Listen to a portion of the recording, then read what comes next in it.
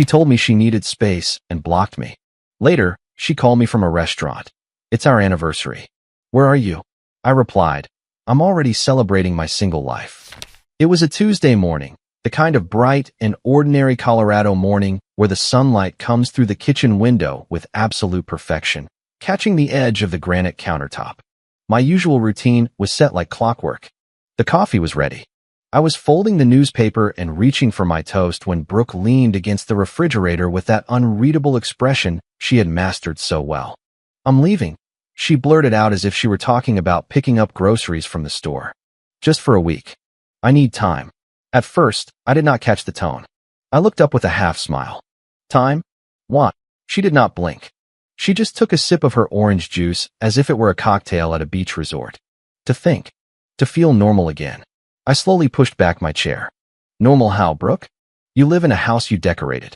You drive the SUV you chose. You have yoga classes, brunches, streaming shows, and a husband who has never forgotten a single anniversary. What is not normal about that? That is when her gaze narrowed, cold and silent. You are too stable. You never change. I can no longer breathe in this life, Brian. My voice caught in my throat. So you are leaving because I am constant. She shrugged. It has nothing to do with you, actually. I just need space. You block my number, and you call that space. I will unblock you next week, maybe. She grabbed her already packed bag as if she had only been waiting for this moment. I planted myself in front of the door, heat rising in my chest. You are leaving and just leaving me standing here asking myself questions. I am not asking for your permission. The front door creaked when she opened it. My voice broke, not from tears but from something sharper. Then do not come back. She froze for a moment, not long, but enough. Then the door slammed behind her, the noise slicing the silence like an axe. The room went still. This silence was not peace. It was pressure, as if all the air had been sucked out. My legs stayed locked.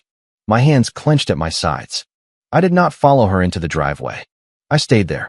My wife had just left with the same ease as if she were taking out the trash, and I was still standing in slippers, breathing heavily as if I had just run a mile. I stayed frozen in that spot longer than I want to admit. I could hear the hum of the fridge, the ticking of the clock on the wall, and the distant sound of a lawnmower down the street. It was a beautiful morning in reality, but inside me it was nothing but storm clouds. I was 43 years old, a civil engineer. For 2 decades, I had built other people's dreams while quietly funding my wife's whims. Brooke loved designer candles, yoga classes, and Sunday brunches with women who smiled through clenched teeth. I never complained about it. I made sure the mortgage was paid. I took care of her parents when they got sick. We were not extravagant, but I thought we were stable. And maybe that is what made me blind. I never saw her contempt growing behind her casual smiles, and now this was her first honest sentence in months. The door was still vibrating in its frame. The next evening, I found myself sipping a beer at the End Zone, a low-ceiling sports bar wedged between a hardware store and a tax center in our small Denver suburb. It was the kind of place that still smelled of stale beer, even though smoking had been banned there for 10 years. The TVs were broadcasting a college football game that no one was really watching, and the lighting was dim enough that you did not have to justify your expression. Scott slid onto the stool next to me with a half nod. You look like a guy who has been asked to hold a pulled grenade. I let out a dry little laugh without looking up. Something like that. Scott was my oldest friend since 7th grade. He had been my best man at my wedding. He was my niece's godfather, and he was the only person with whom I never needed to sugarcoat reality. That probably explained why I had not told him anything until tonight. She left, I finally said, staring at the foam on my beer. She packed a bag and walked out the door yesterday morning. Scott stopped right in the middle of a sip. Gone like gone, or gone like a coffee break. She said she needed a week to figure things out. That is not a coffee break, man. That is a warning shot. I rubbed the back of my neck. Stop it, Scott. Maybe she just needs air. I have been the same for too long. I work. I mow the lawn. I do not surprise her with trips to Napa Valley or midnight dances in the kitchen. He sneered. So now being a good guy is a flaw. I exhaled slowly. Maybe she is just bored. Maybe she needed to feel the absence. Scott's voice cut in. No, Brian. She blocked your number. I looked at him, surprised by the harshness of his tone. He leaned toward me, his voice low but firm. You do not block someone's number unless you are doing something you do not want them to know about. The sentence hit harder than I would have thought. I shifted on my stool, trying to keep a neutral face. You think she is involved with someone else? I think she is acting like someone who has already made her decision and did not see fit to include you in it. I looked down at my glass. She said it was only for a week. Scott shook his head, frustrated. Brian, listen to me. You are trying to play the good guy here. I get it. But this is not normal. Marriage is not about temporary exits. You cannot just disappear like a ghost and leave your partner in the dark. I stayed silent, chewing on the rim of my beer glass. He softened then. I could hear it in his voice. I am not telling you to go burn the house down. I am just telling you not to kid yourself into believing everything is fine. There was a long silence between us, the kind that only exists between men who have known each other long enough not to need to fill the gaps. Then Scott took out his wallet and slapped a few bills on the counter. I am not trying to bring you down, man, he said softly. I just do not want to see you take the blame for someone else's disrespect. He stood up, putting on his jacket. You want to talk about it again? I am here, but do not let her rewrite the rules just because she is bored. With that, he squeezed my shoulder and walked out into the cold. I sat there for another hour, finishing my beer and playing his words over and over in my head. Was I trying too hard to believe the best about Brooke because the alternative would reduce everything to nothing? Was I clinging to the version of her I had married while ignoring the one she had become? The bar was starting to empty out. Somewhere a buzzer sounded and a game ended. I stared at my reflection in the mirror behind the bar. Scott was right about one thing. Marriage does not work like that. And there was something in Brooke's eyes that morning. That coldness was not the attitude of someone having doubts. It was the attitude of someone who had already crossed a major line. I did not want to believe it, but denial does not put out a fire. The call came just after 9 p.m. I was half watching a documentary and half trying to convince myself not to text Brooke. The living room was quiet, too quiet. The kind of silence where every creak of the floorboards echoes as if regret were coming to sit beside you. My phone vibrated on the coffee table. Brian, you need to come downtown right now. I will explain when you get here. I did not ask any questions. His voice was brief and urgent, and something deep inside me told me this would not be something I could brush off or sleep away. By the time I parked in the parking garage next to the restaurant he had mentioned, I could already see his black SUV parked at the edge of the lot, facing the large bay windows of the riverfront grill. I got in, closed the passenger door, and barely had time to breathe before Scott muttered to me, "Look through the back window." The booth against the wall. I followed his gaze, and there she was. Brooke, her hair done, wearing a lipstick I had not seen in months. The blue dress I had given her for our wedding anniversary last year. The one she thought was too dressy for a casual dinner. But there she was, wearing it like a badge of liberation. Sitting across from her was a man in a custom navy blue suit, tall, clean-shaven, with a smile way too broad to be innocent. He was not just chatting. He was laughing. Her hand brushed the guy's wrist once, and he did not flinch the way a mere coworker would have. He leaned toward her as if he were used to it. For a split second, I could no longer feel my hands. My breathing became short and fast. I grabbed the door handle without thinking. Scott grabbed my sleeve with a firm grip. "Do not go in there," he said. He did not raise his voice, but the weight of it stopped me. I stared at him. "You knew she would be here." He nodded slowly. "My cousin saw them last week. Same guy, same vibe. I had to be sure before saying anything to you. She told me she needed a break." I muttered, my knuckles white. Scott took another look toward the restaurant. "She took one right on someone else's booth." Rage coiled inside me like a spring. "Let me go in," I said. "She wants space." "Fine, but she does not get to act like I do not exist while she plays house with this clown." Scott tightened his grip. "If you storm in there making a scene, she wins." I blinked. "What are you talking about?" "She will turn the situation around. She will say you humiliated her, that you acted unhinged. Suddenly, you become the angry husband she had to flee. That is the story she will tell everyone." I let the idea sink in. He was not wrong. It was exactly the kind of way out she would take, innocent until it became inconvenient. And after that, you were the problem. The heat in the SUV was becoming suffocating. I rolled down the window slightly, letting in the freezing cold of a downtown December. "I want to break something," I said in a trembling voice. Scott looked at me and replied calmly, then break her little game instead. I stared at the flickering candles inside the restaurant. The way Brooke leaned back in her seat as if she did not have a husband at home whose world had just collapsed. And then I did something unexpected. I stayed seated. I did not storm in. I did not make a scene. I just sat there in silence, letting the weight of what I was seeing harden into something deeper than rage, clarity. She had not just left. She had moved on. The SUV seemed to shrink by the second. Scott had not said anything since he held me back by the door, but I could feel him watching me, waiting to see which version of myself I would choose. The silent one, the broken one, or the one ready to shatter windows with his fists. But something in my chest refused to calm down. I cannot just sit here and watch her make a fool of me, I muttered, pushing the door open before Scott could stop me again. I am not going to break the furniture. I just want her to see me. That is all. Brian. But I was already outside. The restaurant was warm and golden, the kind of glow people associate with anniversaries and second chances. The second I walked in, I saw her booth against the wall. Her back was to me, and she was still laughing. That laugh used to belong to me. Her companion had his hand resting on the table, dangerously close to hers. He was in the middle of a story, judging by his attitude, gesturing with a charm so polished you could guess he had played this part dozens of times, maybe more.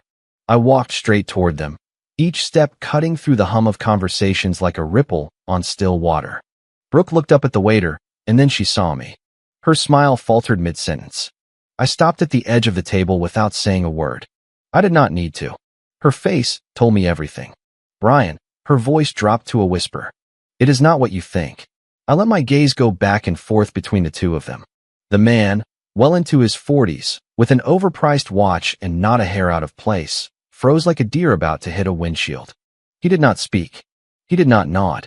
He just stood up with sudden urgency, grabbed his coat, and disappeared through the side exit as if fleeing a fire. Brooke watched him leave, then turned to me, her cheeks flushed and her eyes wide. I was going to tell you. I raised an eyebrow. Tell me what exactly? She stammered. He is just someone I knew before. I ran into him, and we thought a dinner would help me think. I replied calmly. Is this the kind of clarity you were looking for when you packed your bags? She looked nervously around her, as if the linen tablecloths were going to come to her defense. You are making a scene. I shook my head. Not yet. A moment passed. Her shoulders slumped as if she expected yelling, tears, or accusations. But I gave her none of that. I turned around and left. No explanation. No insult. I just walked. My shoes echoed on the polished floor. No one stopped me. No one said a word. The air felt heavier with every step, but my spine stayed straight. Outside, the cold hit my face like a slap. I got back in my pickup, gripping the steering wheel until my fingers hurt. Scott said nothing. He did not need to. She saw you, he let out after a moment. Yeah, I replied, staring straight ahead. That is all I wanted. And we drove back in silence. No music. No headlights behind us. Just the sound of the road and the slow, heavy disintegration of a lie I had been living in for far too long. It was exactly 34 minutes after I returned home that I heard the familiar screech of tires outside, then the sound of her keys fumbling in the lock. The door flew open and Brooke burst in like a gust of chaos. Brian, she cried out, her voice already breaking. Please wait. She slammed the door behind her and stood there panting, mascara running down her face, missing a heel, her purse strap slipping off her shoulder. I was still in the same chair where I had sat down when I got back. No TV, no phone, just silence and a fireplace that had not been lit for days. I need to explain, she said, rushing into the room, her voice shaking. That dinner, it meant nothing. I swear, Brian. You took it all out of context. I did not move. She continued. Every sentence came out faster than the last. I was going to tell you. It is just that he texted me a few days ago, and I did not think it would matter. I needed space, and I did not know what I wanted. And my God, please say something. I stood up slowly, not because I wanted to intimidate her, but because I was tired of enduring her monologue. I saw you laughing, I said calmly. She blinked, confused. What? At the table with him, you were laughing. You do not do that with someone who makes you confused. You looked sure of yourself. She took a step forward. It was nerves. It was awkward. I did not know how to react. Brooke, I said, cutting her off gently. You wore the blue dress. She froze. My voice remained steady. You told me once that it made you feel like a desired woman. Do you remember? She nodded slowly. You wore that dress tonight, and you blocked my number this week. So explain to me again how this was just a simple, innocent reunion. Her voice dropped to a whisper. It was just a dinner. I looked at her, really looked at her, her hair slightly tousled from the rush, the corners of her mouth trembling. But behind all that, there was no innocence, only desperation. I walked to the front door and opened it. Brooke, her voice broke. You should go. No, you do not understand. I was not thinking clearly. I did not plan this. It is just, her breath caught. I felt lonely, and you had been so quiet lately. You did not notice anything anymore. I thought maybe you did not care now. I turned around. So your solution to that was to find someone else to notice you. She took a step forward, tears flowing freely. I made a mistake, a stupid and thoughtless mistake. But you and I, we built a life. You cannot throw it all out the window. I did not yell. I did not slam the door. I just stepped aside and pointed at the wide-open threshold. I am not throwing anything out the window, I said softly. I am letting go of something that is already broken. She stood there trembling. I am begging you, she whispered like a final note. I did not answer. She finally walked past me, her shoulders shaking with sobs, a heel in her hand, and stopped on the porch as if she wanted to turn around, to say something that would rewrite the last 5 days. But there was nothing left to say. I closed the door behind her, the soft click of the lock echoing more like a truth than an end. I stood there for a long time, the cold air from outside still clinging to the frame. The house felt quieter, not at peace, but real and honest. I went back into the living room. The silence followed, and for the first time since Brooke had left, I did not feel the need to chase after anything. It was barely 9 a.m. when I heard knocking. Not frantic knocking, not aggressive, just soft and repeated. I stood in the hallway for a moment, still in the t-shirt and sweatpants I had slept in, if you could call it sleeping. I already knew who it was before I opened the door. And sure enough, there she was, Brooke. Her hair pulled back in a low bun, no makeup this time, a small suitcase next to her, the same one she had left with 5 days earlier. Her expression was cautious, like someone approaching a house that might be on fire. Hi, she said softly, crossing her arms against the cold. Can we talk? I did not say anything right away. I just studied her. Her voice was softer than the day before.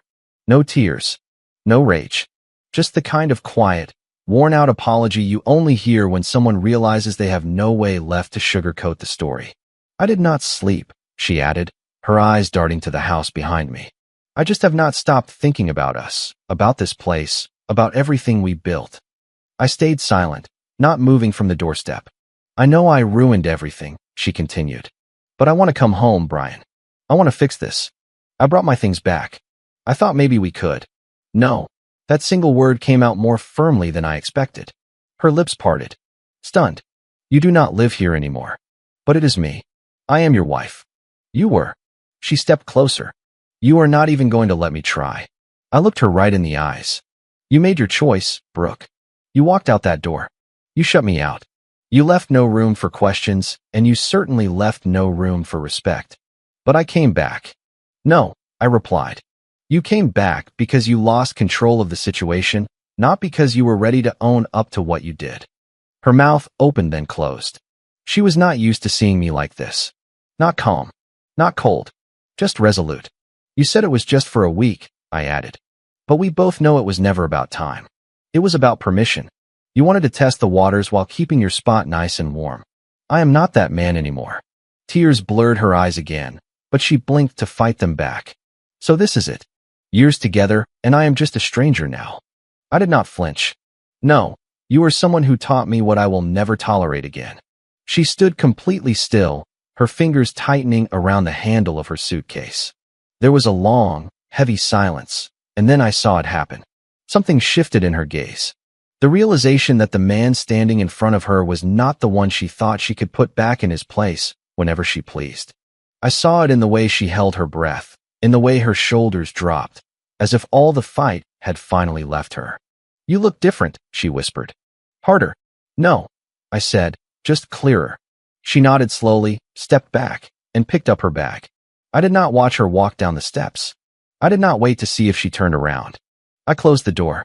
This time, it felt final, and the silence that followed was not cold like before. It felt earned. It was around 2 p.m. when I heard knocking again, but this time it was not a soft little knock. It was the kind of knock a friend gives when he is not just coming for a visit, but when he is coming to deliver something. Scott was standing on the porch holding a phone in one hand with an expression I had never seen on him, not in all these years. "Are you decent?" he asked. I nodded, stepping aside to let him in. He walked straight into the living room without sitting down. "There is something you need to see," he said, unlocking his phone. "I hesitated to show you this, man, but I would want to know if I were in your shoes." He held out the phone, the screen facing me. The video was a little shaky, clearly filmed from behind a partition or through a window. It looked like the back garden of Tranquility Retreat, one of those luxury spas with massage cabanas and eucalyptus steam rooms. Brooke was easy to spot. Her posture, her voice, and even the way she tilted her head when she laughed. She was sitting on a lounge chair in a robe, holding a glass of cucumber-infused water, and next to her was the same man from the restaurant.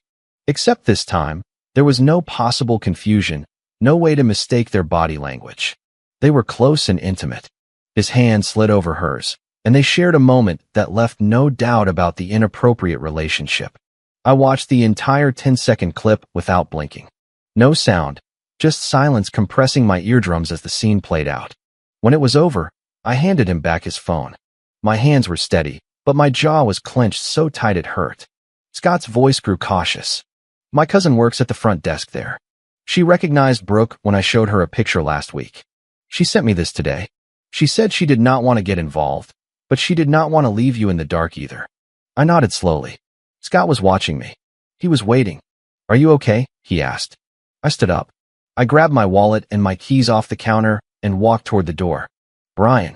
I stopped just long enough to put on my coat. "I have to go." "Where?" "To a family law attorney," I replied. Scott followed me onto the porch. "Look, I know it hurts, but do not rush into anything. You have stayed calm this whole time. Do not snap now." I turned to him, finally meeting his eyes. "I am not snapping," I said. "I am just done." His face changed. Then, not worry, but understanding. He gave a small nod and stepped back. I got into my pickup and pulled away from the curb. The video was still burning in my mind, frame by frame. The spa, the robe, the way she lifted her chin to him like a physical reflex. She had not just betrayed me out of a lack of emotional control. She had planned it. She had invested in it. She had lied through her tears, saying she just needed air, all while letting another man cross that line with her. I did not cry. I did not scream. I did not even rehash old memories. I just drove. The law firm was downtown, wedged between a dental office and a real estate agency. The parking lot was half empty. The plaque on the door read Family Law, Carter, Morin, and Brooks. I walked in and told the receptionist I needed to start the divorce process. She did not blink. "Name?" "Brian Wallace." She handed me a clipboard. By the time I sat down to fill out the paperwork, pen in hand, something in my chest finally broke free. Not heavy, not empty, solid, as if a door had been closed from the inside and locked. I was no longer playing fair. I was playing real. Days passed. I did not hear from her. Not after the spa video, not after my trip to the lawyer, nothing but silence. Which was ironic, considering how much she was used to demanding to be heard. Then, on the morning of what should have been our 7th wedding anniversary, my phone vibrated. "Brooke, dinner at the Riverfront Grill tonight at 7 p.m. I made the reservation in case you want to talk. It is still our date after all." She had even added a little champagne glass emoji, as if that lessened the shock of everything that had happened before. I stared at the message for a long minute, then locked my phone and tossed it face down on the counter. That evening, the backyard was lit up. String lights were draped along the fence. The grill was fired up. Beers were clinking. Someone had brought a speaker and let classic rock fill the air. The air smelled of burgers and the winter cold. The laughter was genuine, neither forced nor polite. Just real. Scott stood near the fire pit with a spatula in one hand and a glass in the other. "Are you sure you did not want to do something quieter tonight?" he asked, nudging me. I took a sip from my drink. Quiet was killing me. He smiled. "Fair enough." More friends showed up than expected, guys from work, guys from the gym, even my neighbor Kevin with his terrible jokes and his two kinds of dip. People I had not seen in months came without hesitation. They might not have known everything, but they knew enough to understand that this was not a house in mourning. It was a house coming back to life. At exactly 7:04 p.m., my phone vibrated in my back pocket. On the screen, Brooke. I stepped away from the noise to go toward the darkest part of the yard, where the lights did not reach. I did not hesitate. Hello. You could hear soft piano music in the background, the clinking of silverware. The signature silence of a restaurant with white tablecloths. Where are you? She asked in a light but uncertain voice. I smiled. Just enough to feel it, not enough for her to hear it. I am already celebrating, I said. A pause. Celebrating what? I let the words fall slowly and cleanly. My single life. Silence, not even a breath. Then a click. She hung up. I slipped my phone back into my pocket. I turned toward the house and saw everyone still gathered, plates in hand, laughter rising again. I went back to join them, sliding into a chair next to Scott. She called? He asked, handing me another drink. Yeah. How did it go? I clinked my glass against his. Loud and clear. The rest of the evening went off without a hitch. Someone spilled salsa. Kevin tried to play the guitar. Allison from work showed up late with cookies and a story about her dog eating her phone charger. No one mentioned Brooke. No one needed to. It was no longer about her. It was not even about what she had done. It was about what I had stopped tolerating. For the first time in a long time, I was not waiting for someone to come home. I was already there. The party was in full swing. Laughter echoed across the yard. Flames flickered in the fire pit. And I was halfway through a story about the time Scott almost burned down his garage trying to deep fry a turkey. When the front gate creaked, heads turned. She walked in like a storm pretending to be a light breeze. Brooke, wearing the same coat I had given her last Christmas. Hair perfect, face tense. Her eyes swept the yard and found me instantly. Conversations dropped a notch, just enough for everyone to notice the mood had changed. She stepped forward, her heels crunching on the gravel. Seriously, she spat. You throw a party on our anniversary, and you do not even have the decency to answer my call. I did not stand up. I did not flinch. You called, I said calmly. I answered. That was not an answer, she shot back, her voice rising. That was a slap in the face. A few guests politely looked away. Others did not bother.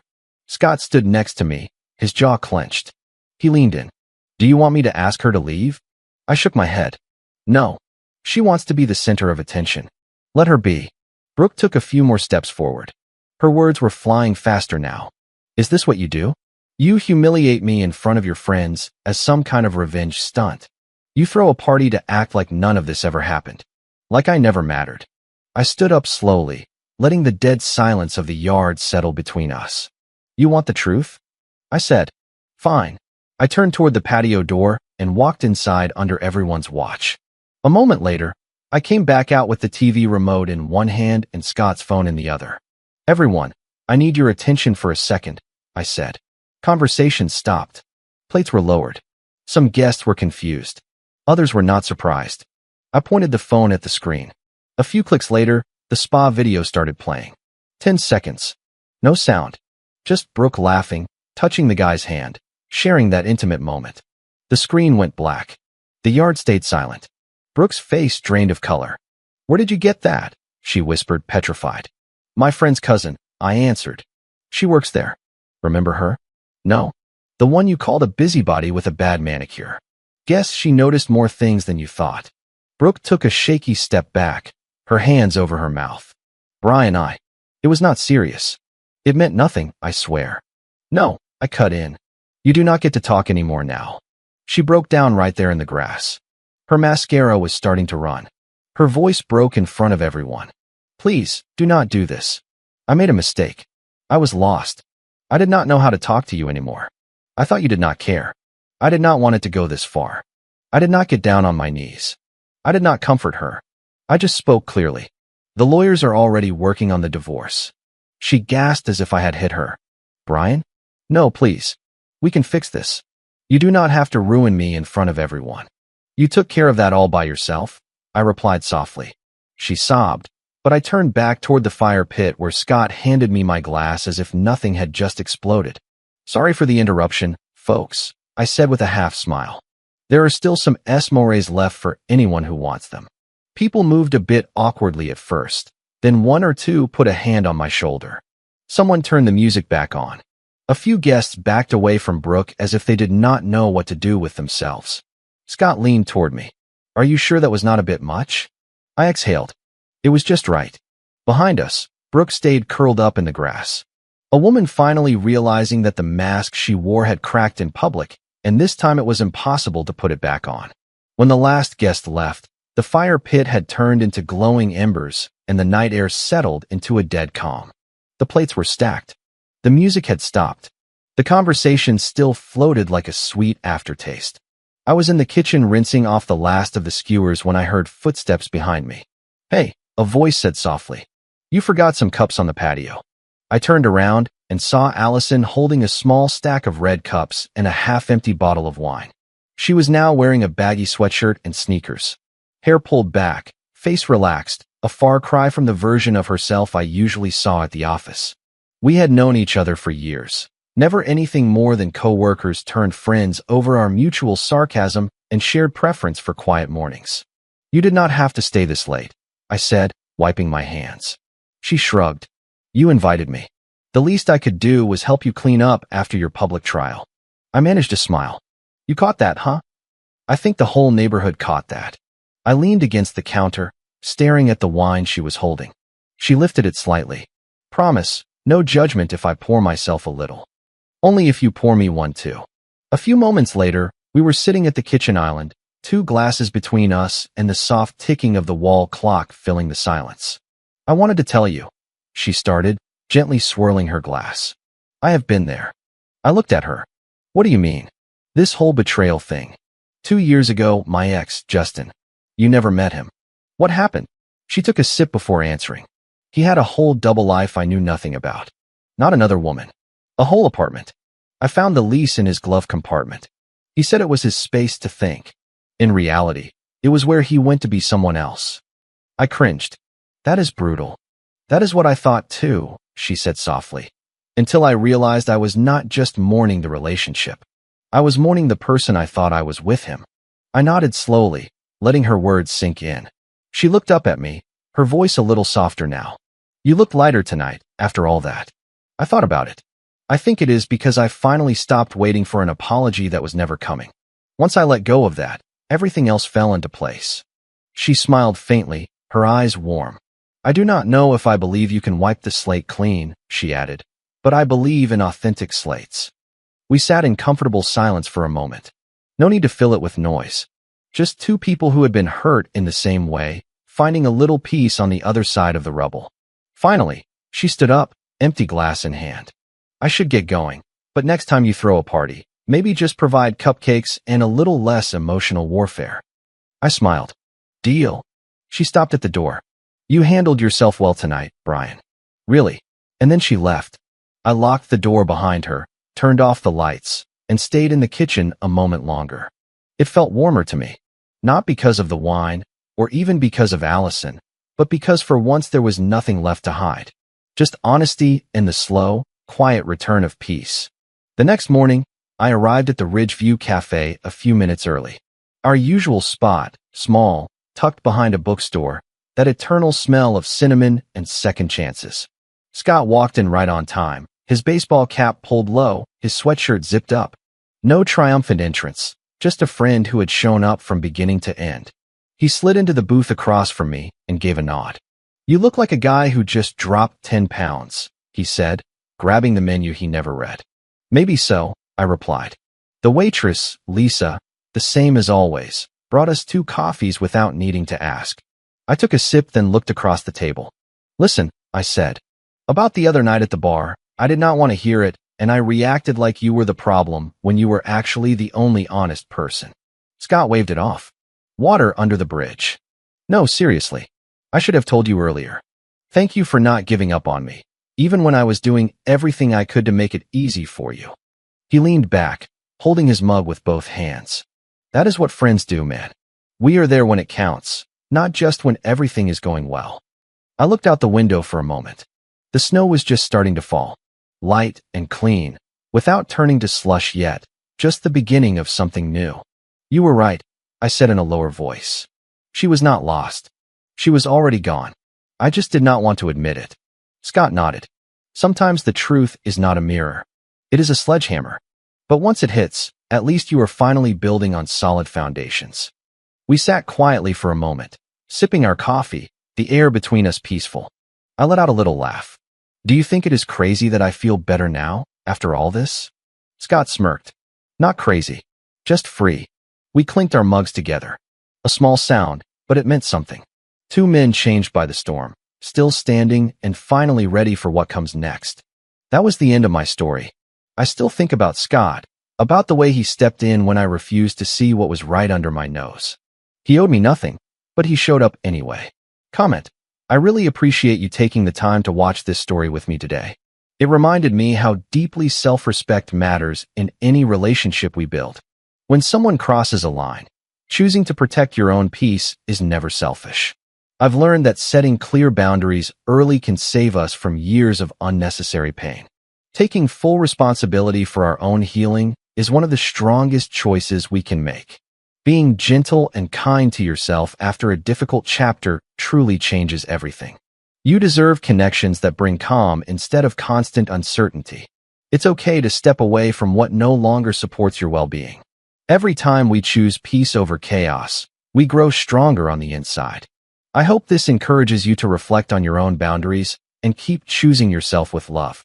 If you like the stories, don't forget to leave a comment and support the channel by subscribing. See you in the upcoming stories.